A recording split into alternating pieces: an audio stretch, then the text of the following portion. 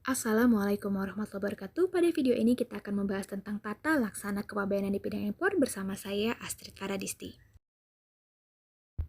Ikatlah ilmu dengan tulisan, sehingga teman-teman jangan lupa siapkan pena dan juga kertas untuk mencatat sesuatu yang mungkin dianggap penting. Dasar hukum tentang pembahasan kita kali ini adalah Undang-Undang Nomor 17 Tahun 2006 tentang Kepabeanan dan juga Per-DJBC Nomor 16/BC/2016 tentang petunjuk pelaksanaan pengeluaran barang impor untuk dipakai. Impor adalah kegiatan memasukkan barang ke dalam daerah pabean, sedangkan daerah pabean adalah wilayah Republik Indonesia yang meliputi wilayah darat, perairan, dan ruang udara di atasnya, serta tempat-tempat tertentu di zona ekonomi eksklusif dan landas kontinen yang di dalamnya berlaku undang-undang ini. Importir adalah orang yang melakukan importasi, sedangkan importasi adalah pemasukan barang-barang dari luar negeri. Pertama-tama kita akan membahas mengenai kedatangan sarana pengangkut barang-barang impor. Sebelum adanya kedatangan sarana pengangkut untuk mengangkut barang-barang yang diimpor di suatu kantor pabean, maka pengangkut wajib memberikan rencana kedatangan sarana pengangkut kepada kepala kantor pabean dengan menyerahkan pemberitahuan yang sedikit-dikitnya mencantumkan nama sarana pengangkut, nomor pengangkut, nama pengangkut, pelabuhan asal, pelabuhan akhir yang disinggahi di luar daerah pabean, pelabuhan tujuan, perkiraan tanggal kedatangan kapal, rencana jumlah kemasan peti kemas atau barang curah yang akan dibongkar, serta pelabuhan tujuan berikutnya di dalam daerah pabean. Penyerahan pemberitahuan tersebut dilakukan secara manual atau melalui media elektronik paling lama dalam jangka waktu 24 jam sebelum kedatangan sarana pengangkut. Nah, pemberitahuan yang telah diterima oleh Kepala Kantor Pabean merupakan persetujuan pembongkaran barang yang diimpor. Apabila terdapat perubahan rencana kedatangan sarana pengangkut, maka wajib diberitahukan kepada Kepala Kantor Pabean. Pemberitahuan rencana kedatangan sarana pengangkut ini tidak berlaku bagi sarana pengangkut yang datang dari luar daerah pabean melalui jalur darat. Selanjutnya, pengangkut wajib menyerahkan pemberitahuan pabean berupa manifest tentang barang impor yang diangkutnya kepada kepala kantor pabean setempat secara manual atau melalui data elektronik paling lama dalam jangka waktu 24 jam setelah kedatangan sarana pengangkut tersebut. Namun, untuk jangka waktu 24 jam ini hanya berlaku bagi sarana pengangkut melalui jalur laut. Apabila sarana pengangkut tersebut melalui jalur udara, maka manifest barang tersebut paling lambat diserahkan 8 jam sejak kedatangan sarana pengangkut. Dan apabila sarana pengangkut melalui jalur darat, maka manifest barang tersebut wajib diserahkan pada saat kedatangan sarana pengangkut tersebut. Selain manifest barang, pengangkut wajib menyerahkan pemberitahuan kepada kepala kantor pabean setempat berupa yang pertama, daftar penumpang dan atau awak sarana pengangkut, yang kedua, daftar bekal kapal, yang ketiga, stowage plan, yang keempat, daftar senjata api, dan yang terakhir, daftar obat-obatan termasuk narkotika yang digunakan untuk kepentingan pengobatan. Kewajiban manifest barang ini tidak berlaku apabila pengangkutan berlabuh paling lama 24 jam dan tidak melakukan pembongkaran. Apabila sarana pengangkut dalam keadaan darurat, pengangkut dapat membongkar barang impor terlebih dahulu dan wajib yang pertama melaporkan keadaan darurat tersebut ke kantor pabean terdekat pada kesempatan pertama dan yang kedua menyerahkan pemberitahuan pabean paling lambat 72 jam sesudah pembongkaran. Pemberitahuan rencana sarana pengangkut dan juga manifest barang tadi dibuat dalam bahasa Indonesia atau bahasa Inggris dan ditandatangani oleh pengangkut. Untuk barang impor yang akan diangkut terus dan atau diangkut lanjut tujuan daerah pabean Indonesia lainnya dan atau luar daerah pabean, maka si pengangkut wajib menyerahkan manifest secara terpisah. Dalam hal sarana pengangkut tidak mengangkut barang impor, pengangkut menyerahkan manifest nihil. Pengangkut yang tidak melakukan kewajiban memberitahukan rencana kedatangan sarana pengangkut dan juga manifest barang akan dikenakan denda. Untuk pengangkut yang tidak melaksanakan pemberitahuan rencana kedatangan sarana pengangkut, maka akan dikenakan sanksi administrasi berupa denda paling sedikit 5 juta rupiah dan paling banyak 50 juta rupiah. Sedangkan untuk pengangkut yang tidak memenuhi kewajiban tentang manifest barang, maka akan dikenakan sanksi administrasi berupa denda paling sedikit 10 juta rupiah dan paling banyak 100 juta rupiah. Terhadap manifest barang dapat dilakukan perubahan sepanjang mengenai jumlah, jenis, merek, nomor kemasan, dan peti kemas. Barang yang diimpor yang diangkut dengan sarana pengangkut wajib dibongkar di kawasan pabean atau dapat dibongkar di tempat lain setelah mendapatkan izin dari kepala kantor pabean. Barang yang diimpor sementara menunggu pengeluarannya dari kawasan pabean dapat ditimpun di tempat penimbunan sementara atau TPS, atau dapat juga ditimpun di tempat lain yang diperlakukan sama dengan tempat penimbunan sementara. Barang impor dapat dikeluarkan dari kawasan pabean atau tempat lain yang dipersamakan dengan itu setelah memenuhi kewajiban pabean untuk yang pertama diimpor untuk dipakai, yang kedua diimpor sementara, yang ketiga ditimbun di tempat penimbunan berikat, yang keempat diangkut ke tempat penimbunan sementara di kawasan pabean lainnya, yang kelima diangkut terus atau diangkut lanjut, atau yang terakhir diekspor kembali. Selanjutnya kita akan membahas mengenai apa sih impor untuk dipakai. Impor untuk dipakai adalah yang pertama memasukkan barang ke dalam daerah pabean dengan tujuan untuk dipakai atau memasukkan barang ke dalam daerah pabean untuk dimiliki atau dikuasai oleh orang yang berdomisili di Indonesia. Selanjutnya kita akan membahas mengenai tata cara pengeluaran barang impor dari kawasan pabean atau tempat lain yang dipersamakan dengan tempat penimbunan sementara untuk dipakai. Pengeluaran barang impor dari kawasan pabean atau tempat lain yang dipersamakan dengan TPS tidak meliputi yang pertama, barang pindahan, yang kedua, barang yang dibawa oleh penumpang, barang awak sarana pengangkut dan pelintas batas, yang ketiga, barang kiriman, yang keempat, barang yang mendapatkan pelayanan segera atau rush handling, dan yang terakhir adalah barang impor tertentu seperti bantuan bencana alam dalam kondisi darurat.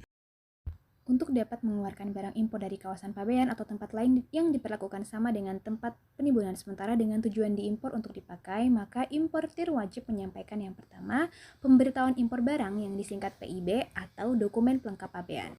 Yang mana dokumen pelengkap pabean ini hanya dilakukan untuk pengeluaran barang berupa tenaga listrik, barang cair atau gas yang pengangkutannya dilakukan melalui transmisi atau saluran pipa setelah mendapatkan persetujuan kepala kantor pabean. PIB tersebut dibuat oleh importir berdasarkan dokumen pelengkap pabean dengan menghitung sendiri bea masuk, cukai, dan atau pajak dalam rangka impor yang harus dibayar. Penyampaian PIB dapat dilakukan sebelum atau setelah pengangkut menyampaikan pemberitahuan pabean mengenai barang yang diangkutnya. PIB tersebut dibuat untuk pengeluaran barang yang terjadi dalam jangka waktu paling lama 1 bulan dan disampaikan ke kantor pabean paling lama 15 hari kerja setelah jangka waktu 1 bulan tersebut berakhir. Untuk pengurusan PIB ini, importir dapat melakukannya sendiri atau dapat juga menguasakannya kepada PPJK atau pengusaha pengurusan jasa kepabeanan. Dokumen pelengkap pabean yang digunakan sebagai dasar pembuatan PIB disampaikan ke kantor pabean oleh importir sebagai lampiran PIB apabila terdapat hal-hal sebagai berikut. Yang pertama adalah diperlukan dalam rangka penelitian pemenuhan ketentuan larangan dan atau pembatasan dalam hal dokumen pelengkap pabean tidak disampaikan melalui portal INSW.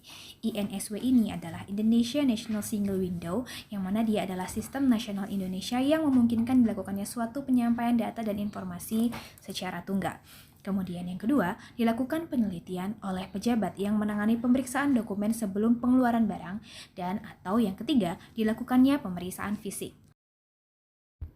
PIB dapat disampaikan dalam bentuk data elektronik atau tulisan di atas formulir.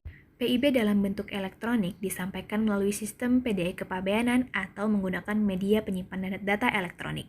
Dalam hal kantor pabean telah menerapkan sistem PDE kepabeanan. Namun, apabila kantor pabean telah terhubung dengan sistem Indonesia National Single Window atau INSW, maka PIB dapat disampaikan melalui portal INSW tersebut. Selanjutnya, untuk cara penyampaian dokumen pelengkap pabean dapat dilakukan dengan cara hard copy atau data elektronik. Data elektronik dapat berupa hasil pemindaian atau data lainnya. Secara umum, kegiatan impor barang dari luar negeri terlaksana melalui tahapan berikut ini. Yang pertama adalah importir mencari barang melalui supplier untuk diimpor ke Indonesia. Setelah barang didapat dan harga disepakati dengan supplier, maka harus disepakati juga cara pembayarannya, apakah cash, wesel, barter, dan sebagainya. Jika importir membayar dengan LC, maka importir harus membuka letter of credit atau LC di bank devisa dengan melampirkan purchase order atau PO mengenai barang-barang yang diimpor. Kemudian, bank devisa di Indonesia mengontak bank di luar negeri agar menghubungi supplier untuk membuat perjanjian sesuai dengan kesepakatan dalam LC. Setelah perjanjian perdagangan atau term of trade tersebut disepakati, maka supplier luar negeri mempersiapkan barang yang dipesan oleh importir untuk diangkut ke pelabuhan di negara supplier dan selanjutnya diangkut ke pelabuhan di Indonesia. Supplier menyiapkan serta mengirimkan kepada importir dokumen-dokumen Bill of Lading atau BL, invoice, packing list, dan beberapa dokumen lainnya sebagaimana sesuai dengan syarat-syarat dan spesifikasi barang tertentu. Dokumen-dokumen invoice, packing list, dan sebagainya yang asli satu rangkap dikirim kepada importir, dan bagi importir yang membayar secara LC, satu rangkap dikirim kepada bank. Berdasarkan dokumen yang dikirim oleh supplier, importir dapat membuat PIB. Dari PIB yang dibuat importir dapat mengetahui jumlah bea masuk, PPh, dan pajak-pajak lain yang harus dibayar. Importir wajib untuk melengkapi semua dokumen yang diminta dalam PIB tersebut. Importir kemudian membayar pajak dan penerimaan negara bukan pajak ke bank devisa. Bank mengirimkan data ke Sistem Komputer Pelayanan atau SKP Bea dan Cukai secara online melalui media pertukaran data elektronik. Importir kemudian mengirimkan PIB ke SKP Bea dan Cukai melalui media PDE.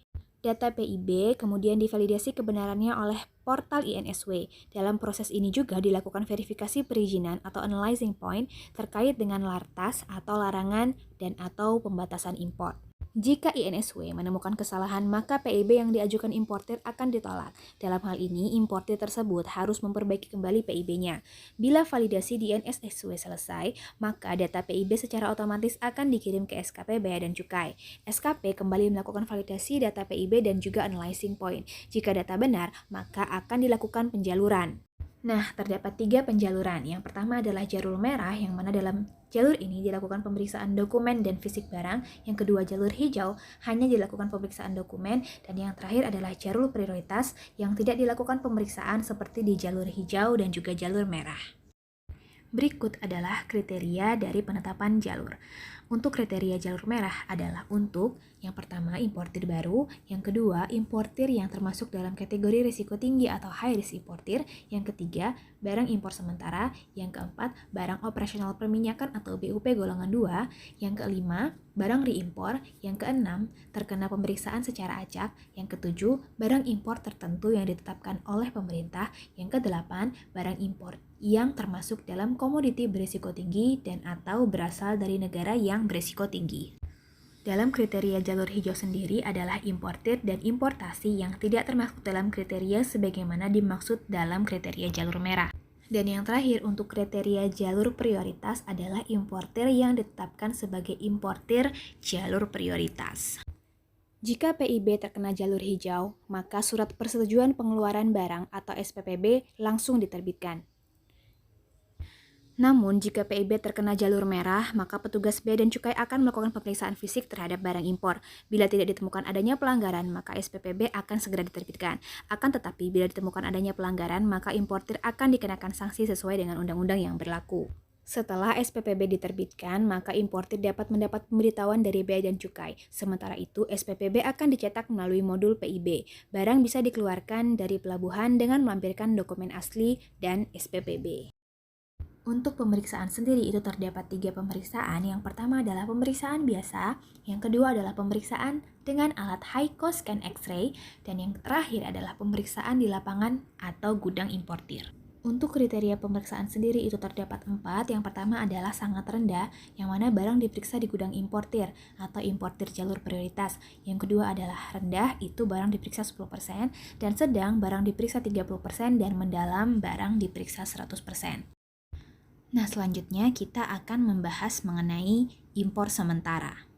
Impor sementara ini adalah barang impor sementara yang akan dipindahkan dari lokasi pengawasan kantor pabean ke lokasi pengawasan kantor pabean lainnya, yang mana wajib mendapatkan izin dari Direktur Jenderal dalam hal kantor pabean tujuan berada di kantor wilayah lain. Dan yang kedua, Kepala Kantor Wilayah dalam hal kantor pabean tujuan berada di kantor wilayah yang sama. Terhadap impor sementara ini, maka importir wajib menyerahkan PIB atau PIBT kepada pejabat Bea dan Cukai untuk dilakukan penelitian dokumen dan pemeriksaan fisik barang.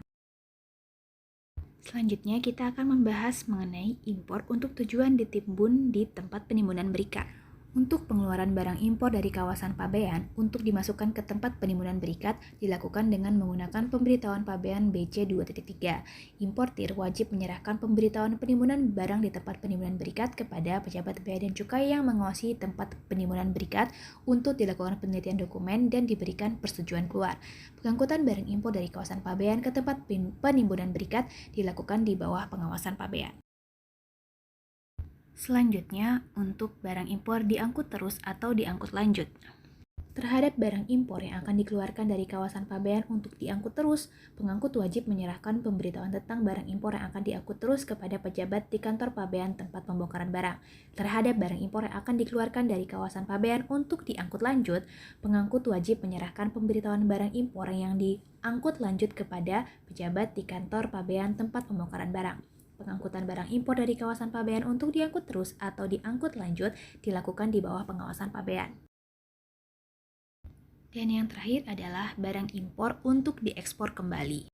Terhadap barang impor yang masih berada di dalam kawasan pabean yang akan diekspor kembali, importir atau pengangkut mengisi dan menyerahkan pemberitahuan pabean tentang barang yang akan diekspor kembali kepada pejabat di kantor pabean tempat pembongkaran barang.